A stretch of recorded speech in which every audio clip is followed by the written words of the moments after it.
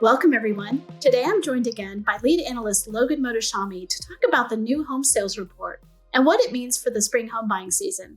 Logan, welcome back to the podcast. It is great to be here, Sarah. It is great to have you. And today we are talking about new home sales and what they mean for the spring home buying market. So jump in. Where did we see with new home sales this week? You know, it's really interesting. The new home sales sector is commonly misunderstood. And I think a lot of times people misread the headlines of this sector and think that it has any kind of really big relationship to the existing home sales market. And what I mean is that the new home sales market is very small versus the existing home sales market. So a lot of times in the last 14 or 15 months, people see these charts about housing units under construction. And it's the most ever. Yes, this is true. There's a lot of multifamily construction going on right now on the works. And they equate it to 2008.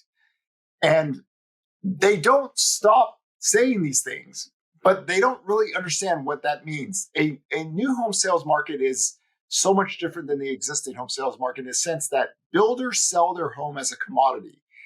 They contract something like 16 months ago, and then they have to build a product. And once the home is built and it can move in, then the person locks the rate and goes in. What happened is that we've had major cancellation rates just explode higher because you go from a 3% contract to a 7% contract. And a lot of people just don't qualify for the loan. So they can't give you the loan anymore. So you see these cancellation rates, but then all of a sudden the builder's stocks are rallying and the builder's confidence index went positive. And what's going on here? It's really just mortgage rates.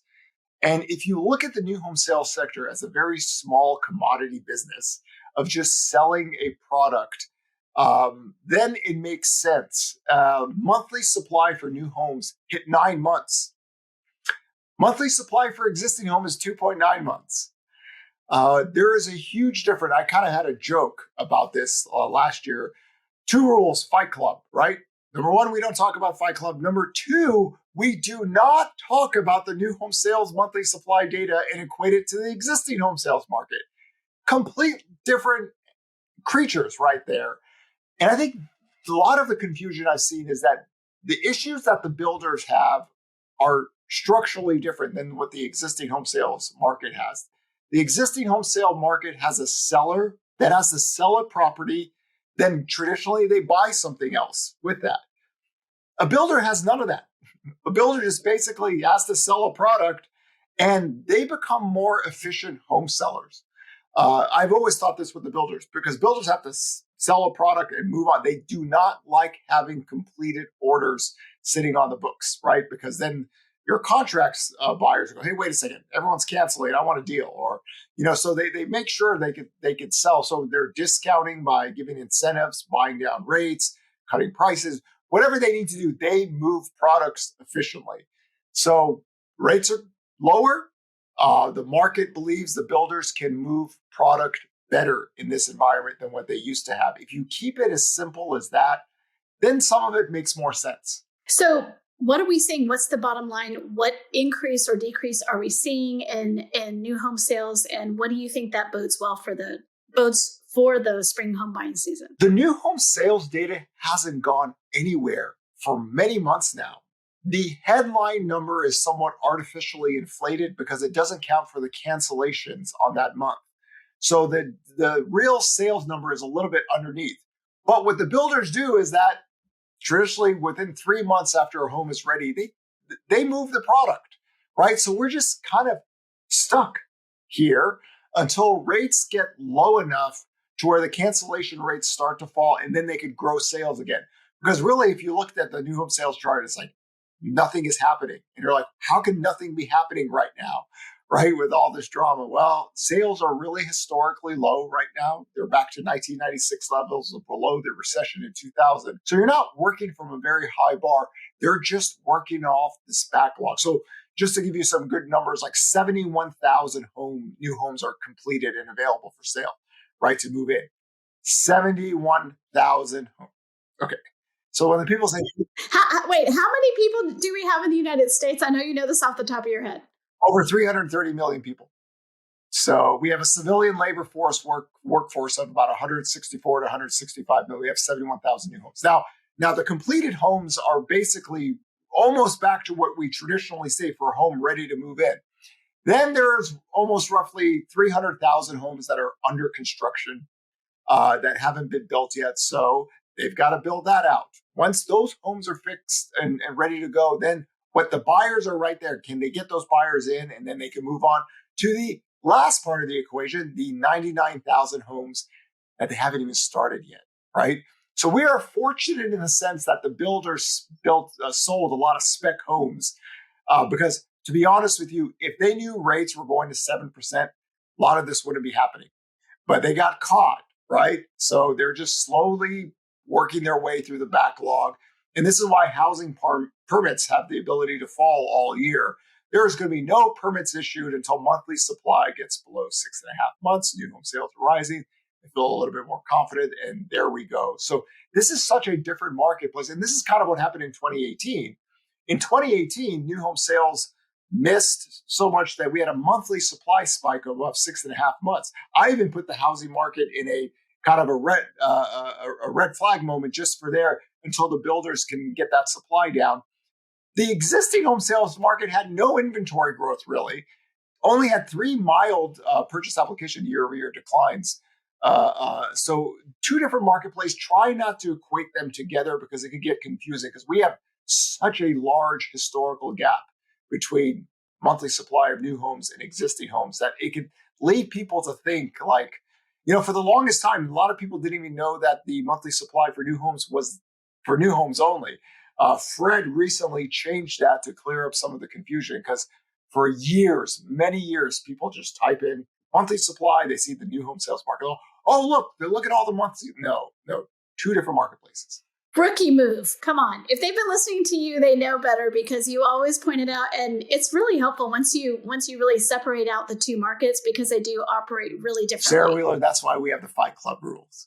We don't talk about Fight Club, and we do not talk about the new home sales monthly supply and equate it to the existing home sales market. If only everyone followed these rules. Okay, so one of the things that builders have to deal with that existing home sellers don't is that the cost of all the supplies. So lumber, for instance, is something that for the last couple of years has been in and out of the news.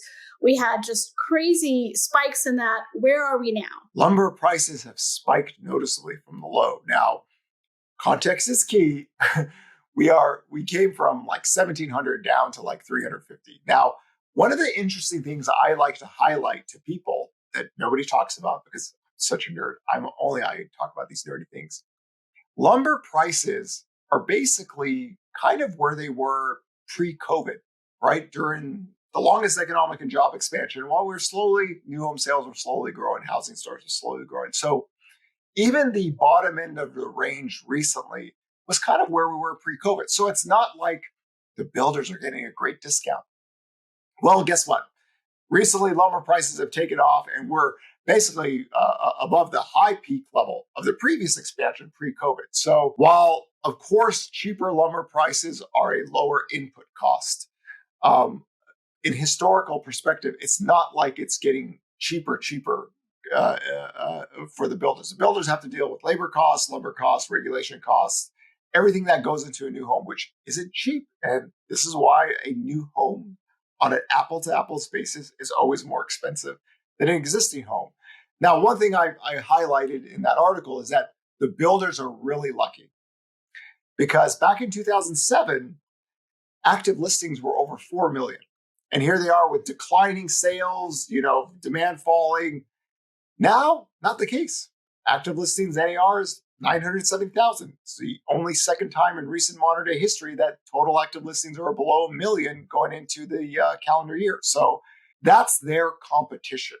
So for right now, they've lucked out, right? They don't have to deal with too much competition out there. If there was more total inventory in the existing home sales market, those are cheaper homes, right? So they don't have to deal with that as of yet. But if total inventory starts to rise, then the builders are a little bit more mindful because they cannot compete with the existing home sales market, which is this massive marketplace. But for now, they're just grinding through, and if bond yields keep on going lower, then it's more beneficial to them because that's a big driver of their product, lower mortgage rates. Do we know why lumber prices are spiking? There's a lot of trading that goes on in commodity prices that are, to me, a lot of commodity prices, when supply is very low, you can get these short bursts in prices that we just don't traditionally see. I know one of the production mills are closing down because they don't have, and it's not like they can turn things on a dime. And of course, what happens with Canada, forest fires. So there's all these things that go into commodity prices that in a very short amount of time, you could see a quick spike. And I think some people are caught off guard on the lumber trade, and it's a noticeable spike. This is not, we have these rallies in lumber prices that just fade out. But this one's more aggressive than the other one, so we'll see how this goes. But it's definitely catching the eyes of a lot of commodity traders and a lot of market people. The percentage increase of lumber prices recently, and some people would say this is just basically lower mortgage rates, better demand for housing, more wood is needed, and the price goes up. Interesting. Just not just lumber, but a whole lot of supply chain challenges faced builders over the last couple of years. Pulling back out to look at a larger picture, what are some of the other things that they're dealing with right now? Where are we when it comes to supply chain issues? They have talked about supply issues are getting better for them. Of course, anything is better once the pandemic ends, right? So, there are a lot of homes that were built that never had a garage. You need a garage. So I think we're working our way back to something that's somewhat normal. We're not all the way back there, but we're working our way back. So a lot of ease in that kind of pressure from the supply chain. And a lot of this is, the shipment of goods, is just getting better as the pandemic ends. Demand's a little bit weaker. So there's a little bit better movement of supply just in everything in general. So on that side, it's a positive, right? And builders have noted this, that the supply chains are easing. But again, they're dealing with labor costs, regulation costs, and new homes are not cheap. They've got all the bells and whistles. They're not your 1964 1,000 square foot home that's old, bad carpet, and so it's costly. And one of the things I try to remind people: productivity in housing is terrible. It is the worst sector in the United States of America, not just for the last 5 years, but the last 50 or 60 years. Because why? We still build homes with a hammer and a nail. And we did that in the 50s and 60s. And we're still doing it now. So productivity hasn't made things cheaper. So the cost of labor, of course, is rising. And it just makes the overall production of a house much more expensive in relative to other sectors of the economy that have had high productivity rates where the cost could be lower in this sense. How does this fit into, so overall, the last couple of times you and I have talked, we've seen some other really good indicators, what we would think of as there are some positive signs for the spring home buying season coming up, right? Rates are falling or have fallen off of the highs. And something that you called actually back in the November, was October 27th. October 27th. Okay. I'm really big on my dates because there's a reason why I pick a certain time to write an article or to do something like that in that nature. And back then, the dollar was getting stronger. We had lots of market drama. If anybody sees a dollar chart, it has gone down noticeably. Things are more calm now, right? Calm is a good thing. Right? Because, think about how fast rates were moving last year. And now it's just slowly moving down, right? So there's more calm in the marketplace. Like people can make choices, right? It's not like you're, okay, honey, we are going to list our house and we'll be good to go by the end of March. And then mortgage rates were 3.5%. And then all of a sudden it's 6%. Oh, honey, I don't think we were going to want to move right now. So in that sense, things calming down, rates slowly moving lower now at this point, you can get a more stable marketplace where people can make choices, right? Choices are a good thing. And this is why the new listings data declining last year after June was problematic for demand, because why? A traditional seller is also a traditional buyer. So we think of inventory as supply, but again, that's also a buyer of a future home out there. So that's how the housing market has worked since the Peloponnesian War. But sometimes we forget that.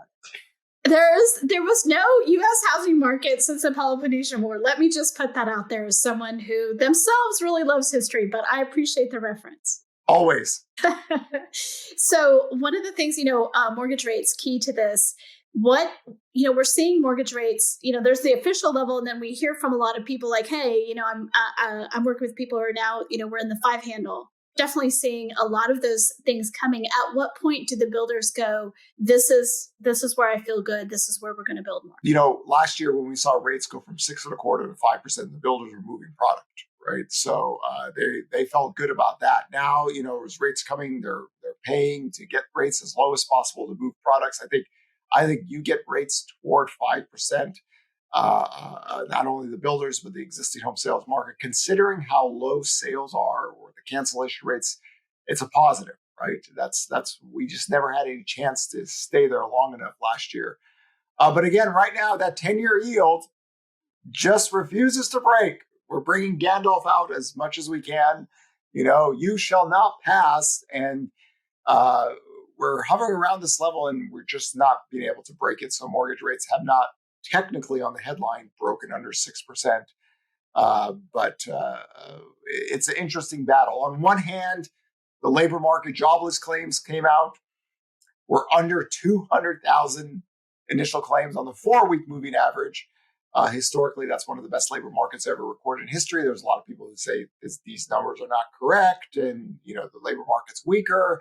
Go with jobless claims, initial claims, and continuing claims. Try to ignore all the other noise. I know there's a lot of interpretation with the jobs data, but as someone who talked about not only the COVID recovery will get all the jobs back by September of 2022, but job openings should get over 10 million. There's a lot of people who hate the job openings data. They think it's not showing the proper marketplace for labor, but I do not believe the Fed pivots until jobless claims 4-week moving average gets to 323,000. And that number was there for a reason. If we get to that point, which I hope we don't, right? We don't want to hope for recessions to get lower mortgage rates. But if it gets to that point, the labor market is broken and the Fed changes. If we get to that point, again, the bond market goes lower before that happens and mortgage rates go lower. So we're far away from that. The growth rate of inflation is falling. When I wrote the 6 recession red flag model, I said 2 things can help us out in the short terms. Number one, the growth rate of inflation falls, bond yields fall with it. We've seen that. We see a little bit of life in the housing market. The next part, Fed stops its rate hike. The Fed's closer to the end.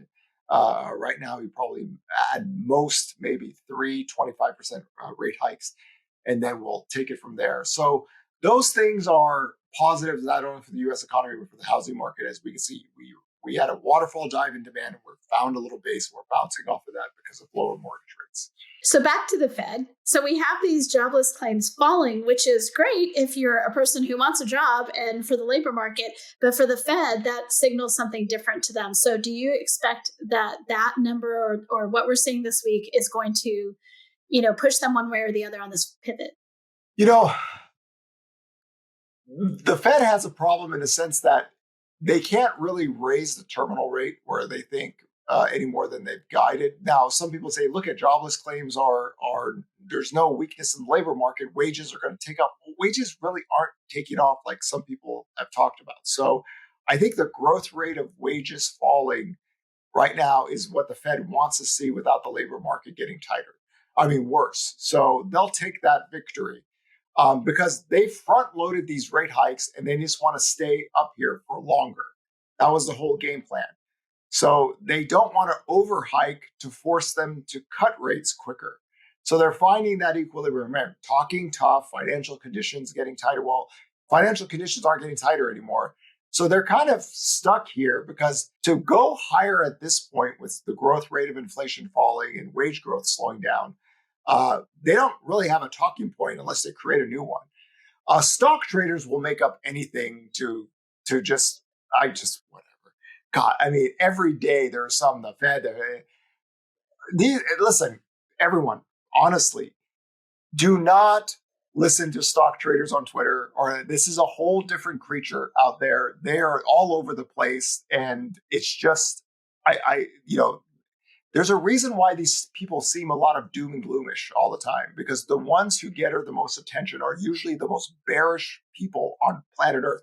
But a lot of times they don't believe it, right? They don't believe it because a lot of these people are net long. If you don't believe me, ask them for their accounts. They're net long. Everyone's up on the markets this year because they're net long. They're not like 100% short. So just be a little bit careful of listening to stock traders, because it's crazy town out there. But a lot of times stock traders use, jobless claims are not rising. Fed's got to hike rates, inflation. Genetically speaking, a lot of these people are anti-central bank people as well. So they hate the Fed. I mean, they're just born into this. I cannot believe that there was a summer camp as a child, and we are going to teach you to hate the Fed. So when you're a grown adult, by the time you're middle age, you're going to sit there and tweet out, "I hate the Fed. They have to raise hikes," or whatever it is. They never changed. They literally have done this for decades, and they all made money in the stock market, and they're all net long, and they're so angry still. They can't get over it. And they're old. So I always tell people, be careful of stock traders, right? Especially those that hate the Federal Reserve. A lot of people that hear me on here, that see me on Twitter, who do you think I battle with? It's them. They have really dumb names, same Twitter fake account names. They run them out with, and they can't let it go. And part of me kind of loves that, because you live in the United States of America this day and age. You got the golden ticket, right? But you spent your life crying about the Fed. I mean, think about the misery you put yourself into, right? And a lot of these people missed the longest economic expansion in history. They missed a COVID-19 recovery. They were talking about a recession that happened in January. They're angry.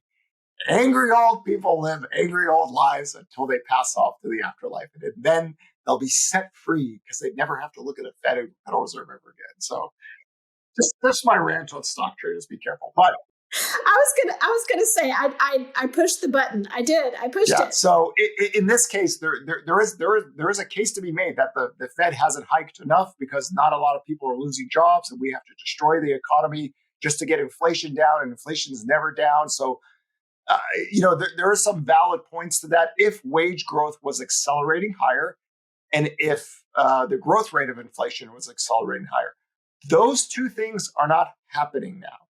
So I think that's where the difference is. Now you're going to see, of course, lumber prices are back up, oil prices, they're going to take this. You can have oil prices stay elevated and still have the growth rate of total inflation still stay low. I mean, we saw that, from 2011 to 2014, oil prices were much higher for longer. It's just a growth rate. A lot of this, again, is this rent inflation. This is why we need the builders to get those apartments out and about, right? Because the best way to fight inflation is to add supply, because that supply will always be there. Destroying inflation with demand destruction, not the best, because it eventually hits into the production capacity, and that's never a good thing. Well, can you believe it, Logan? We are already at the end of our time. We got in a lot. We got in home builders. We got the Fed. We got unemployment. We got the Peloponnesian War. We got stock traders. And we got my rant against stock traders. So. So this was a great episode. Thanks so much for being on. We will talk to you again soon. Pleasure to be here, Sarah.